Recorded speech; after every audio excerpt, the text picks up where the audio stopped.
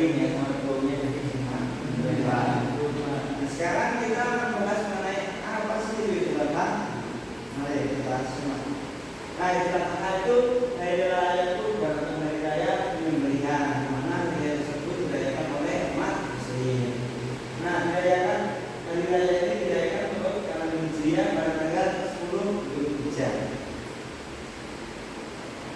Kisah-kisah di balik Idul Adha tolong dibacakan di Hikam. Kisah Agung di balik Idul Adha. Yang pertama adalah kisah Nabi Ibrahim alaihissalam yang diperintahkan Allah SWT untuk menyembelih putranya yaitu Nabi Ismail alaihissalam. Yang kedua menekankan ujian keimanan dan ketaatan Nabi Ibrahim alaihissalam dan Nabi Ismail alaihissalam.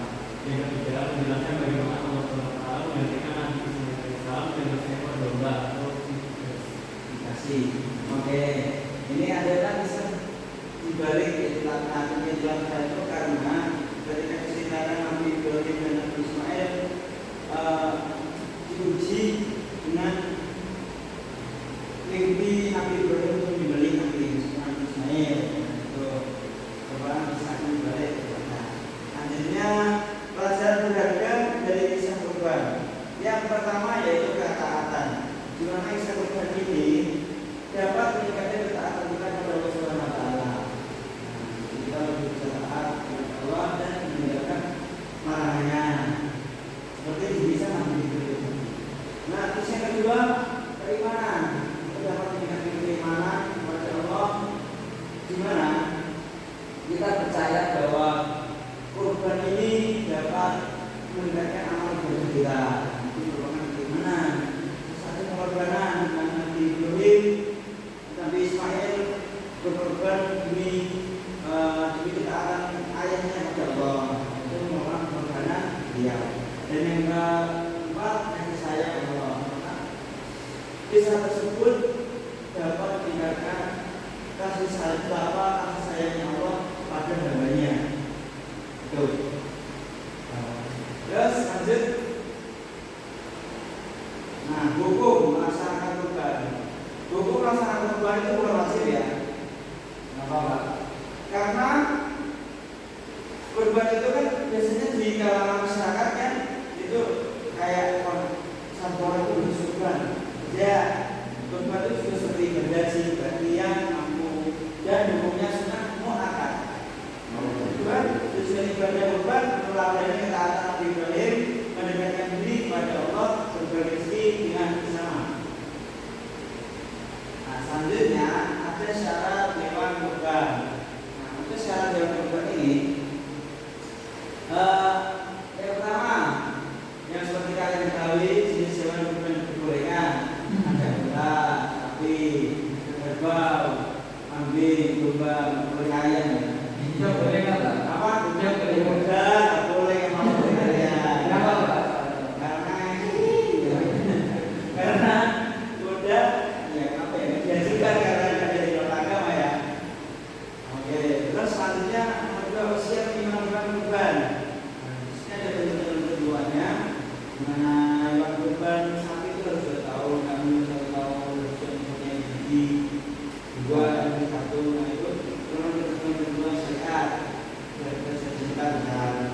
Terus yang ketiga, prinsip hewan kurban itu harus sehat dan tidak cacat. Cacat. Tidak boleh minus matanya. Kalau yang kurban itu ya. Lanjut. Tadi kan sudah dijelaskan sunnah untuk kurban, sunnah juga untuk jadi kurban itu dibagikan. Nah, pembagiannya bagaimana? Sepertiga untuk yang berkorban, sepertiga untuk kerabat, dan sepertiga berbagai muslim. Jadi tidak semuanya dibagikan oleh masyarakat. Jadi bisa produksi sendiri dan juga jangan lupa hak fakir miskin untuk dipenuhi. Terus hukuman pembagian yang kurban. Ya tidak jauh dari tadi tentang hikmah cerita dari Nabi Ibrahim dan Ismail, yaitu pertama dari silaturahmi dengan Indonesia dan kerajaan. Selanjutnya amalan sunnah dari raya Idul Adha. Nah, amalan sunnah ini ada mandi sunnah sebelum sholat id. Sini kalau sholat itu mandi kan, karena kan jam 7. Saya bangunnya jam 9. Nah, itu bisa cara mandi kalau sholat id. Apalagi kayak ini Ramadan ya. Asli sudah modal sekali. Terus yang kedua pakai pakaian yang terbaik. Terbaik itu bukan harus baru. Jadi pakaian terbaik itu ya contohnya modis gitu ya. Kalau misalnya yang BS alisan atasnya gitu ya. Terus menggunakan wangian. Wangiannya ya menggunakan minyak wangi yang dari produk-produk seperti Aljams. Iya, itu sunnah. Tapi kalau enggak itu wajib tinggalkan. Terus yang keempat menghadiri sholat id di masjid. Asalnya terus di masjid ya, di kamarnya sendiri ya. Itu kalau kamar sendiri namanya waktu subuh. Nah, kalau menghadiri sholat id harus di masjid. Terus selanjutnya bertakbir dan yang terakhir menjadi silaturahmi. Lanjut, nilai-nilai dari penjelasan. Tolong dibacakan situasi. Yang pertama akan membuka semangat berkorban untuk kebaikan. Yang kedua, mempererat tali persaudaraan dan kerukunan sosial. Yang ketiga, meningkatkan ketaatan kepada Allah Subhanahu wa taala dalam segala aspek kehidupan. Nah, terima kasih. Nah, ini merupakan titik jauh dari hikmah dari Idul Adha. Yang pertama membuka semangat berkorban untuk kebaikan. Yang kedua untuk menjalin tali silaturahmi antara tetangga, antara saudara, antara teman. Yang ketiga meningkatkan ketaatan kepada Allah dalam segala aspek kehidupan. Seperti itu. Nah, materi sudah selesai. Alhamdulillah. Masih ada pakai? Oke. Ini dong. Ayo daftar. Butuh banget.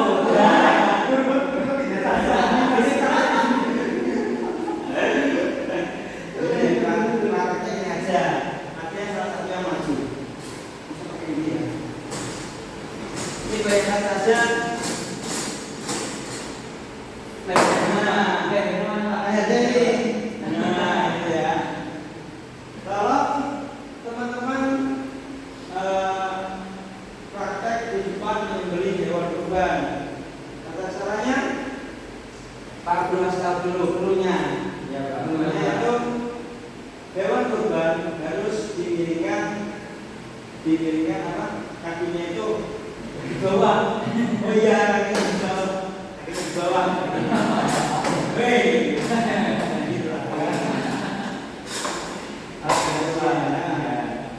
Harus didirikan di bawah. Terus leher kedua saluran dari hewan tersebut harus terpotong. Ada saluran tangan kanan sama saluran pernapasan. Itu harus terpotong. Nah, terus pembeliannya harus CR. Boleh di badan ya, bisa nanti keluarnya naik. Ya, harusnya di leher ya. Menghadapnya kemana Pak? Apa? Menghadapnya kemana? Menghadapnya kemana saja. Kayaknya nggak ribet ya. Soalnya itu kalau pembelian itu kemana saja yang penting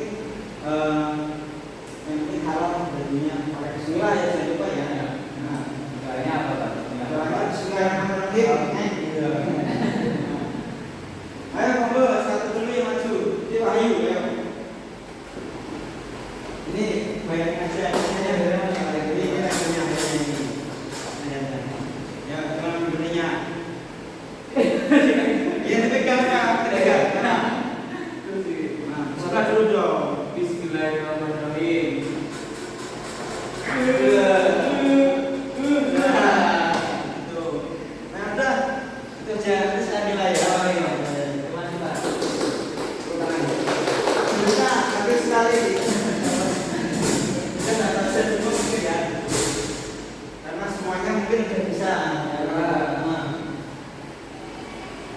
Mungkin cukup sekian dari Bapak, tapi jangan lupa minggu depan saya kasih tugas. Bapak kalau mengerjakan buku paket halaman berapa Pak? 37 ya. Ya 37 dikerjakan, nanti dikumpulkan di meja saya.